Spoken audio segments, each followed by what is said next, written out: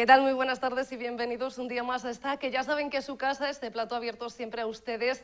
Y comienzo hoy recordándoles nuestra dirección, porque el contacto puede ser directo si quieren a través de ese correo electrónico que aparece en sus pantallas, platoabierto@televigo.com, platoabierto@televigo.com. Y comenzamos hoy hablando de literatura y de este libro que van a ver enseguida en sus pantallas, Miss Marte, porque podemos saludar ya a Manuel Javois. Manuel, ¿qué tal? Muy buenas tardes. Hola, buenas tardes, ¿cómo estáis? Bien, encantados de saludarte, aunque tenga que ser a través de videoconferencia.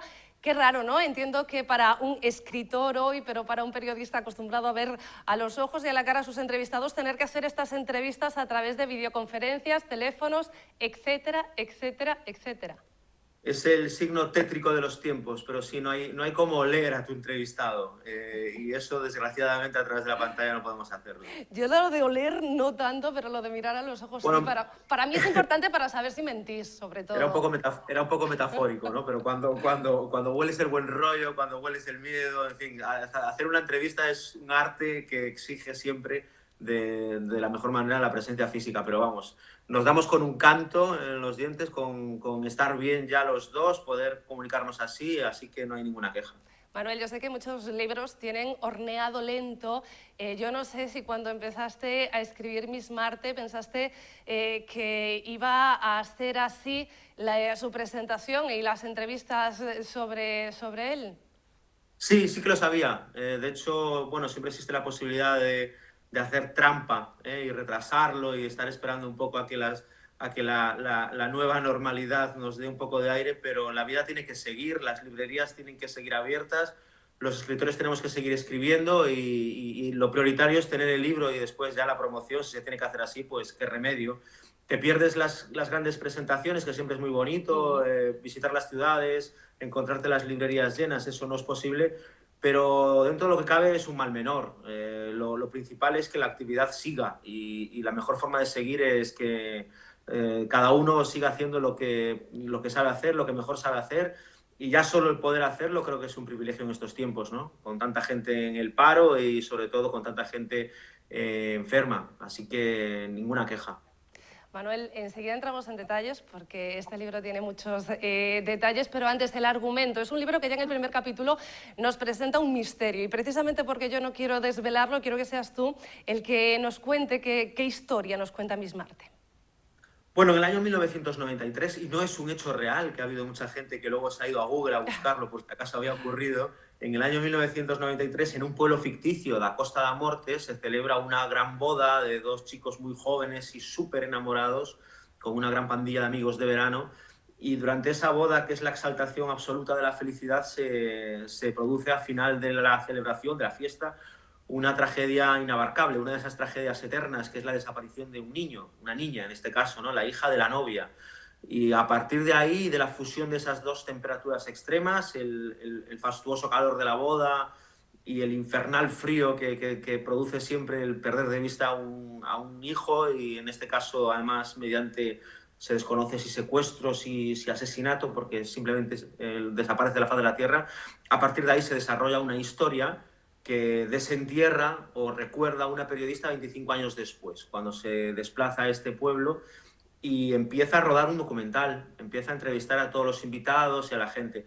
¿Quiere buscar la verdad? No, exactamente lo que quiere es contar lo que pasó, ¿no? Y cuando yo creo que como periodista, cuando se cuenta de lo que pasó con pelos y señales y de tal forma que contrastas todas las versiones, te acercas lo más posible a la verdad, te aproximas a la verdad. Si no llegas a ella, por lo menos la rondas de forma más estrecha que cualquier otra investigación policial.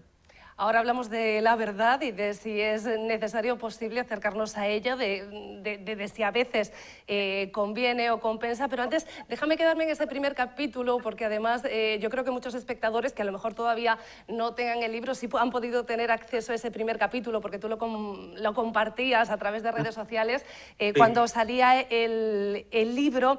Y ya en él nos desvelas mucho de lo que ocurrió, es un primer capítulo hilarante en ciertos sentidos, y ya nos das una clave y nos dices que la gente recuerda bien los detalles, los inventados y los reales. Los inventados y los reales, porque además cuando pasa el tiempo los inventados suelen tener más peso, ¿no? Hay una idea que se repite mucho a lo largo de la novela y es la intención casi inconsciente de convertir un cuento de terror en un cuento infantil. Y luego, si recuerdas, casi todos los cuentos infantiles que nos contaban cuando éramos críos son cuentos de terror. Lo que pasa es que están contados de una forma que parece que ha sido todo fruto de un encantamiento o algo que atenúe el dolor o la pérdida. Y en este caso ocurre un poco parecido, ocurre un poco lo mismo, ¿no? Sí. La- Oye, no tengo aquí el libro, sí tengo algunas anotaciones acerca de él y sobre cómo se habla de la verdad todo el rato, porque al final tú lo decías, lo que busca una de sus protagonistas, lo que busca Berta Soneira, esa periodista a la que hacía referencia, es buscar la verdad, su importancia, y todo el rato se está hablando de verdades relativas. Hasta algo tan sagrado como la verdad puede serlo o no serlo dependiendo de lo que se haga con ella, y la decisión de contarla o callarla puede convertirla en algo diferente. Esto se dice en uno de los capítulos. No tenía mala memoria, tenía tendencia a olvidar tragedias. Dices en otro, y otro de los protagonistas, Santi, dice que puede ser que lo que recuerdo me haga estar más enamorado de lo que estuve. Nadie está seguro de su propia verdad tampoco en este libro. No, nadie debe estar seguro tampoco de su memoria, ¿no? Nosotros siempre hablamos del concepto de idealizar el pasado, pero cuando estamos idealizando el pasado, en realidad lo que estamos haciendo es idealizarnos a nosotros mismos y lo que hicimos y lo que pensamos en ese momento. Y la memoria trampea con eso, ¿no? Yo siempre digo que mucha más ficción que en una novela se encuentra cualquier persona en una autobiografía, ¿no? Alguien que escribe su vida y se remonta 40 años atrás, a 20 años atrás, está recordando todo tal y como él cree que lo vivió, y siempre lo vivió de una forma en la que él se salva, ¿no? En la que cada persona se salva. Y en este sentido, en esta novela pasa un poco parecido, ¿no? Todos creen recordar algo en lo que ellos son salvados, pero finalmente cuando la periodista, que tiene que venir de fuera y es ajena a todo lo que está ocurriendo, abre ese melón, se da cuenta de que normalmente una verdad, cuando está tan podrida como lo está en esta historia, tiende a cubrirse, o bien de mentiras, o bien, como dices, de relativismos, o simplemente alcanza la categoría que Soneira expresa en el libro, que es la verdad piadosa. Esa verdad que no conviene decirla, pero que a veces se dice para que el otro se sienta bien, ¿no? Más o menos ese es el juego en el que están todos los personajes de la historia. Es una historia, además, bueno, cuya vocación principal es entretener, ¿no? Yo se lo estoy diciendo a muchos compañeros tuyos. He querido hacer una historia que entretuviese al lector y una historia en la que hubiese un nudo, un desenlace, etcétera. Y es verdad que hablando con vosotros y leyendo las primeras críticas me doy cuenta de que hay una cierta obsesión por unos temas que de alguna forma también estaban presentes en Malaherba, y uno de ellos es la importancia o el peso que tiene la verdad. Esto ya creo que es defecto profesional, soy periodista y siempre me ha hecho mucha gracia esa labor que se nos encomienda de contar la verdad, cuando la verdad, como acabas de leer, a veces es tan sagrada que tiene que contarte la otra persona, tú no la asumes de forma natural. Pues voy a seguir leyendo porque también por defecto profesional yo soy periodista, y sí es cierto que aunque es una historia intrigante en la que te metes además muy de lleno, te tengo que confesar, Manuel, que yo tengo muy poquito tiempo y la he leído en 2 días porque es de esas historias que engancha, y sin embargo yo también he señalado determinados fragmentos que tienen que ver con la verdad y que tienen que ver con la labor periodística, porque además yo creo que a ti te pasa también como periodista. Cuando un autor es conocido, cuando conoces su imagen y parte de su historia, a veces pones la cara de él en según qué personajes. Y te leo Sí. algo que dice Nico, que él dice que las utiliza, las notas y las grabaciones, cuando la historia lo requiere, de tal manera que hay momentos en el que exige un punto de vista de alguien antes de relatar su entrevista, y al contrario, retrasar algunos datos para que tengan sentido. No hay más intención que la de pretender contar las cosas aproximadamente como pasaron. Siempre hay una intención, ¿no? Y siempre hay un puzzle que según cómo Sí, compongamos se ve de una manera diferente. y el narrador, supuestamente objetivo y neutral, no deja de ser una parte interesada de la historia, ¿no? No significa que esté mintiendo al lector, pero como él explica, hay ciertos hechos o ciertas partes de la entrevista que tienen que ser retrasados para darle una uniformidad. Pero yo creo que eso también ocurre, ¿no? En nuestro trabajo y en nuestro oficio. Se nos deposita una credibilidad máxima. Está bien que se haga así, pero al fin y al cabo, cuando tú cuentas algo en lo que tú estás involucrado, no dejas de contarlo según tus propios intereses. Bueno, me gusta que hayas señalado esa parte porque he tenido queja, ¿no?, de algún colega diciendo que los personajes o los protagonistas hablaban de una forma no natural. No, él está poniendo en su boca lo que dijeron, pero de la forma en que él procura hacerlo, ¿no? De una forma pues mucho más amena, mucho más ágil, ¿no? Los diálogos en reales seguramente no son siempre tan interesantes o tan agudos como los que después se pasan al folio. Y esto también tiene que ver con nuestra forma de contar las historias, ¿no? Tú cuentas una historia y siempre tiendes a adornarla, siempre tiendes a hacerla más atractiva y de lo que ocurrió, y por lo tanto también tiendes a embellecerla o a oscurecerla dependiendo de lo que estés contando. Y esto también se traslada al libro. En el libro hay, bueno, en tu forma de escribir, y yo creo que eso es algo muy gallego, aunque la mayoría de nosotros, no los lectores del Diario de Pontevedra, pero sí los de lectores del País o los que te escuchamos en la cadena SER, estamos acostumbrados a relacionar tu voz con el castellano, y sin embargo, y siendo un libro que yo, por ejemplo, he leído en castellano, veo mucha retranca en toda la historia, ¿no? Bueno, hay una cierta, yo creo que ya podemos llamarla obsesión, ¿no? De mi forma de ver el mundo, tanto en la radio como en el periódico, en mi forma de ver la ficción, como estoy haciendo con los libros, no deja de estar presente el humor, y además el humor de una manera, como dices tú, muy retranqueira, ¿no? Los personajes cuando hablan, me decía una lectora estos días en una firma ella los escuchaba con el acento gallego, que ella los escuchaba perfectamente como si estuviesen a su lado, ¿no? Yo creo que eso es inherente a mí, es una de las cosas más bonitas y poderosas que tengo. No tengo mucho mérito en ello porque he nacido aquí, he vivido aquí toda mi vida, por lo tanto la tengo pegada, y es una de las cosas a las que, escriba lo que escriba y diga lo que diga, no voy a renunciar nunca, ¿no? Tener el acento pegado, el acento hablando también, pero el acento en la forma de contar las historias y en destacar determinados paisajes o determinados caracteres, es algo que, al contrario de mucha otra gente de muchos lugares que se va, por ejemplo, a Madrid a vivir, o que va a trabajar a un medio nacional e intenta de alguna forma neutralizarlo o despegarse de eso, yo creo que uno, cuanta más raíz tenga y más la exhiba, también tiene más capacidad para cambiar y más capacidad para que se le reconozca en él un universo propio y una forma de ver las cosas que lo haga de alguna forma más interesante. A mí me parece un privilegio poder escribir estas cosas sin renunciar absolutamente a nada de lo que he mamado toda mi vida, ¿no? Y en este caso es la idiosincrasia que tengo de las Rías Baixas, de Sansenso, de Pontevedra, de los lugares que visito y en los que vivo habitualmente en Galicia. Y por eso este segundo libro de ficción también está ambientado en Galicia. En este caso no está en el sur, sino que te vas a Costa da Morte, a un lugar que no podemos saber exactamente dónde queda, porque es un macondo particular, entiendo, pero yo creo que, y esto es opinión, porque yo también soy muy retranqueira, has dejado un reto a los madrileños, porque pudiste haberlo puesto en Sanxenxo, pero en cambio, poniéndolo en la Costa da Morte, has elegido una doble X también. Sí, Yo no sí, sé sí, si es fue reto, a ver cómo lo hacen. un poco por joder, ¿no? Sarseve Sí. se llama el pueblo. Dije, no queréis caldo, tomad 2 tazas. A ver cómo lo pronunciamos ahora.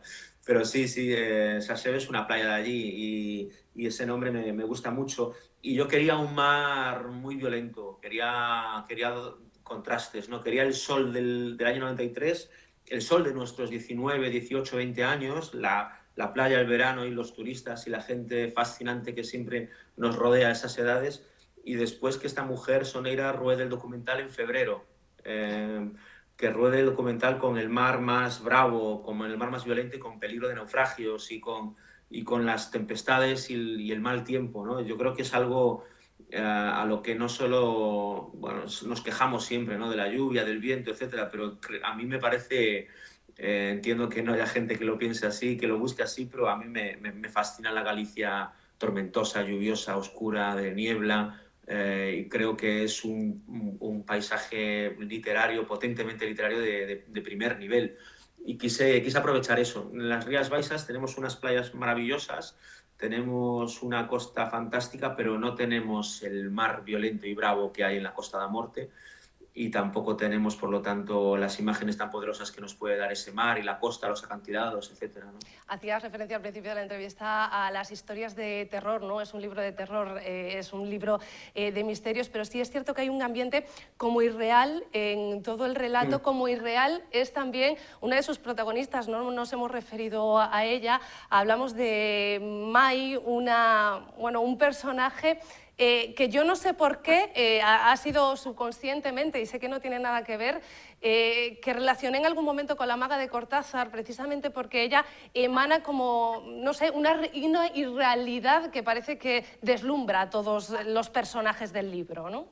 Creo que lo defines bien, roza la irrealidad y muchos de los personajes están pisando la línea del realismo mágico, no la atraviesan, no entro en ese género, ¿no? Al que respeto demasiado como para convertirme en un narrador de realismo mágico, pero es verdad que esto ocurre muchas veces, ¿no? En muchas aldeas, en muchos pueblos, hay historias que no sabes si creerte o no y que parecen realmente increíbles. Y Mai es, de alguna forma, de hecho en la portada, perdona que la enseñe, porque tengo por aquí un libro, no lo puedo abrir porque si lo abro lo corrijo todo, ¿sabes? Las cosas que no se pueden tocar, pero en la portada ahí se ve a la niña, que es la protagonista de la portada, y aquí atrás esta especie de fantasma, ¿no? Que vendría a ser de alguna manera Mai Lavinia. Y Mai es un espejo en el que todos se ven y en el del que todos salen mejores de lo que son, ¿no? Y yo creo que hay gente en nuestra vida que es así, que nos hace más interesantes, que nos hace más guapos, que nos hace más brillantes, que cuando estamos cerca de esa gente, de repente somos más rápidos hablando y conectando ideas y a ojos de los demás eres un tipo muy interesante. Esta pandilla de chicos que están saliendo de la adolescencia y que son de ese pueblo, el narrador dice en algún momento que efectivamente es como unos pardillos, ¿no? La gente así un poco más gris y apocada, que no protagoniza ninguna noticia ni tiene nada extraordinario que contar.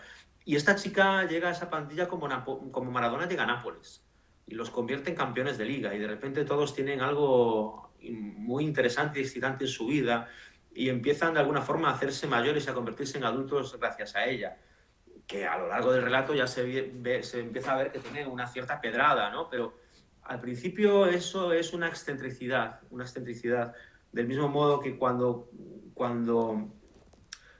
cometes actos o dices cosas como los que dice ella dentro de un entorno más o menos amable o más o menos burgués, son excentricidades y cuando ese entorno cambia pasan a ser directamente locuras, ¿no? Y en esa transición también está jugando ella. Es una novela de fronteras. Uno de los poemas que más me influyó en mi vida y que también estaba presente en Malaherba es el de La bella pelirroja de Apollinaire, que dice: piedad para nosotros que siempre combatimos en las fronteras. Creo que en las fronteras, el que las sepa explorar bien, y yo todavía no sé explorarlas bien del todo, pero está la verdadera literatura. En ese momento en el que el lector cierra el libro y no sabe exactamente qué acaba de leer, pero no sabe si lo que acaba de leer es real, no es real, y si él hubiera obrado igual que los protagonistas o no. Yo este libro lo acabo y no sé exactamente qué hubiera hecho, conociendo el final. No sé, no tengo claro quién hizo el bien y quién hizo el mal en toda esta historia, ¿no? Es una de las cosas que más me gusta del libro y va a ser además todo lo positivo que te diga de él, porque hago promoción muy mal de las cosas.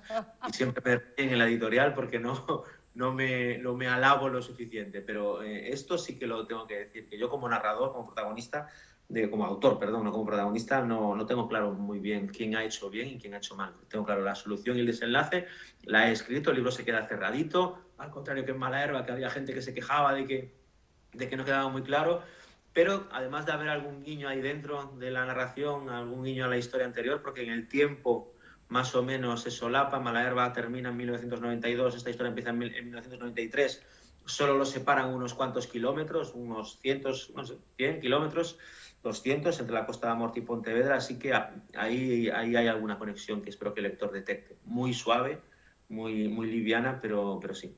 Bueno, y además sigues creciendo, ¿no? En Malaherba podíamos decir que era una historia de la infancia, esto es una historia de la adolescencia. Oye, déjame parar en el pueblo, porque hacías referencia a Mai y a lo que ella emanaba, porque además lo hacía en un pueblo pequeño donde pocas cosas se movían, sí, en verano, que duraba, Sí. decías tú en el libro algo así, como que duraba el tiempo en el que estaban allí los veraneantes, y lo cierto es que los pueblos todos se pueden magnificar, sobre todo los que vivimos en pueblos de Galicia y sabemos cómo son los dimes y diretes también, porque vuelvo a lo del principio, a lo de la verdad. En el fondo, esto no hay nada inventado, ¿no? Podríamos hacer también lo que hacíamos al principio, algo profundo sobre la verdad del periodismo y lo que contar y lo que no, o sobre los rumores y lo que siempre se ha inventado en los pueblos, donde los alcaldes ganaban votos en los tanatorios o en los entierros, Sí, ¿no?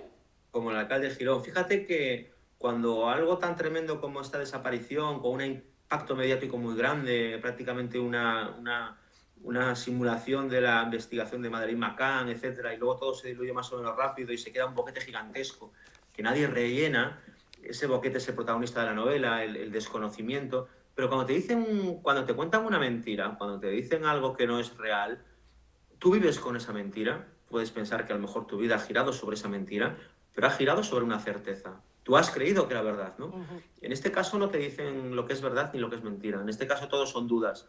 Y las dudas, sobre todo entre la gente más querida, entre las familias, entre los grupos de amigos, son las que destruyen las relaciones, ¿no?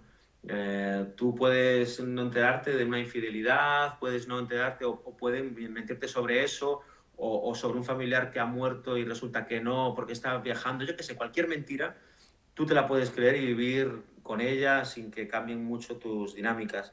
Pero si no sabes algo muy importante que te afecta o que te relaciona a ti con ese suceso, al final acabas dudando de todo el mundo porque piensas que todo el mundo sabe o todo el mundo tiene algo que no contarte.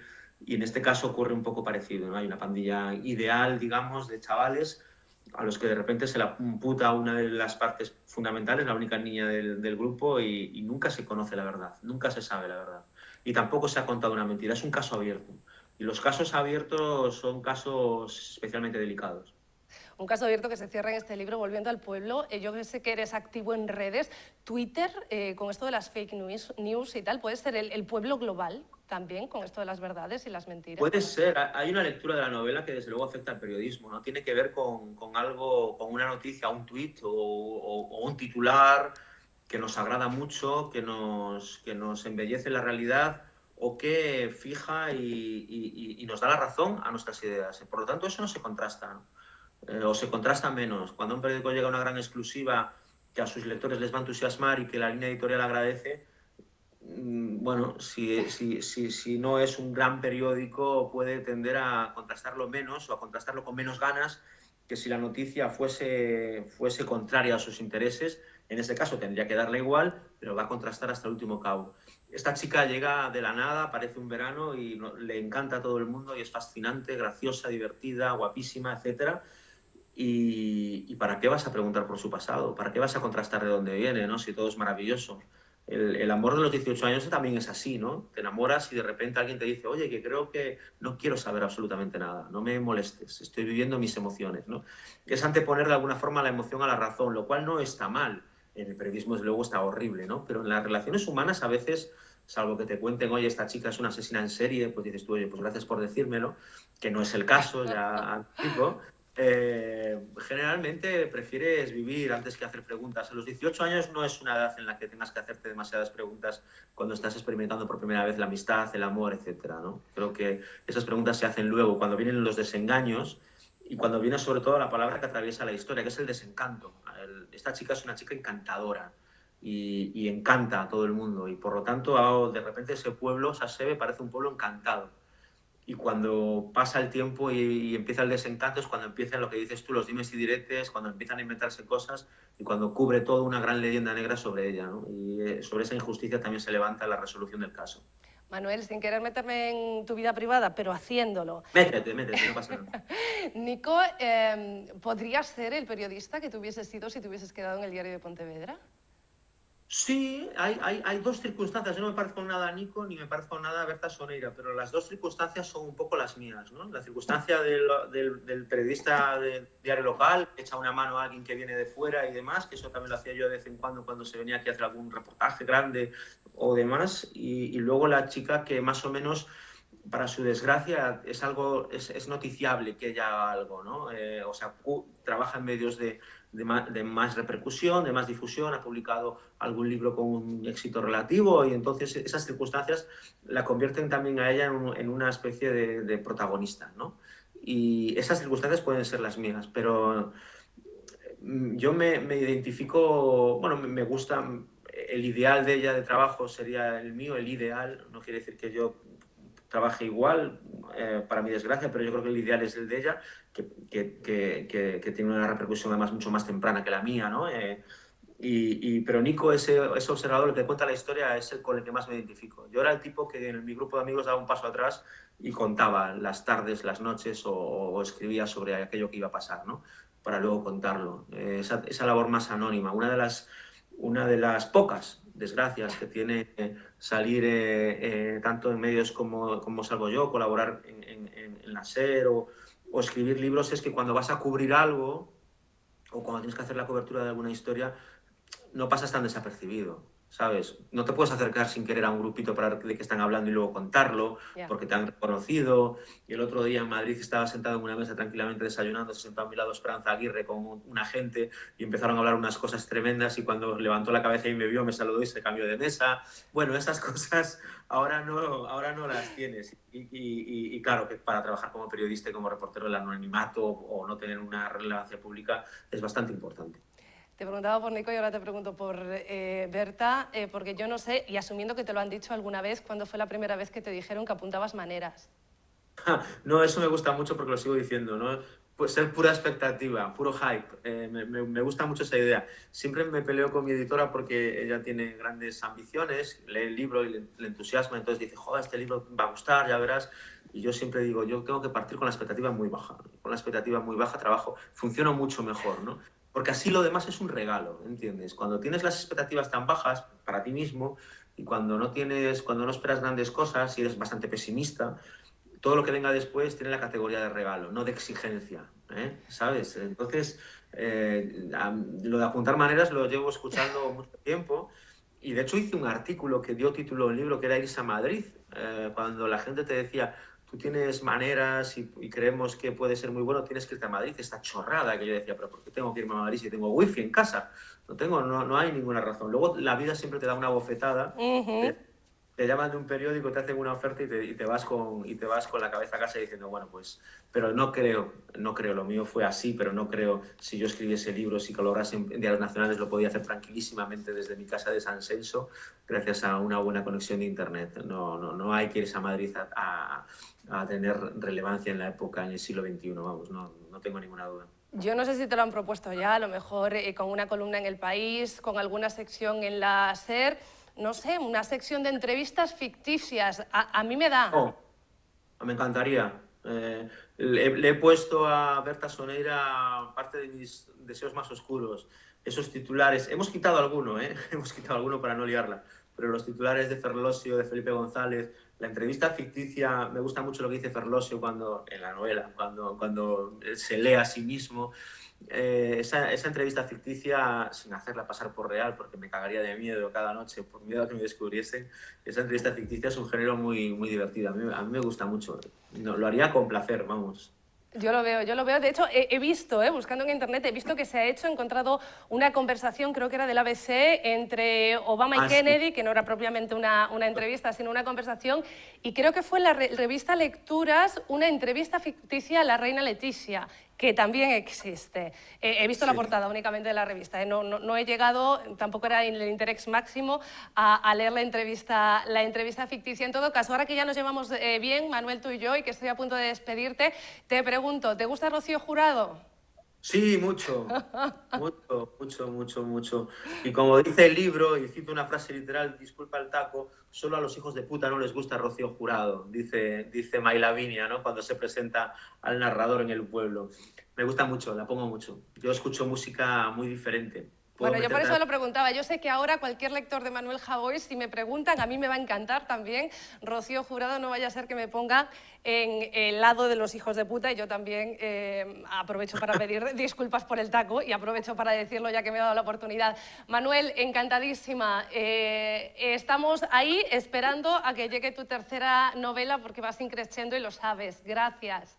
Un placer, un beso muy grande. Gracias.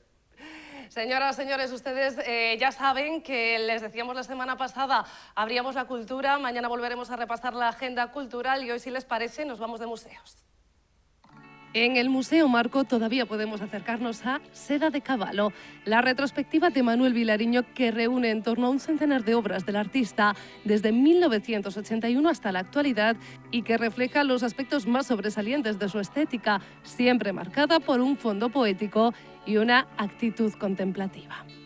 Además, hasta el 4 de abril tenemos Tus ojos dicen lo que tu boca calla, de Celeste Garrido, una muestra específica para el marco. Construye un relato en torno a la temática del cuerpo como material, como soporte, como sujeto y como receptor, con especial alusión al cuerpo femenino y al vestido como símbolo.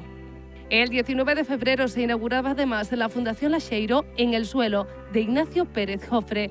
Obras sobre papel realizadas en las calles de Vigo con la técnica del frottage, mediante la que transfiere al soporte las tierras del lugar que actúan como pigmento que registra las tramas de los diferentes diseños de las aceras de la ciudad de Vigo. Y en el Museo del Mar, además de sus exposiciones permanentes, continúa la muestra temporal Crevas, de Manuel Sendón, una serie fotográfica realizada entre los años 2007 y 2020 en un arenal de A Costa da Morte, a Praia do Rostro. Mañana más, un beso.